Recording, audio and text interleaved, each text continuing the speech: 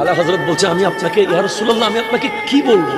বাদশা কম মনে হচ্ছে, শাহেনশাহ কম মনে হচ্ছে, বাগান বলবো মনে হচ্ছে কম হয়ে যাবে, ফুল বলবো মনে হচ্ছে কম হয়ে যাবে, আলো বলবো তাও মনে হচ্ছে আপনার শানে কম হয়ে যাবে, আলোর জান বলবো তাও মনে হয় আপনার শানে কম হয়ে যাচ্ছে। লিখতে লিখতে লিখতে লিখতে আমার নবীর শানে কি মেলাবে উনি খুঁজে পাচ্ছেন না। ইমাম আহমদ রেজা খান ফাজলে বেরলভী রাহমাতুল্লাহ আলাইহি লাস্টে বলছেন রেজা তো এখন নিজের কথা শেষ করে দেবে, আর কি বা লিখবে আর কি বা বলবে? কলম শেষ হয়ে যাবে, আপনার উপমা দেওয়া শেষ হবে না।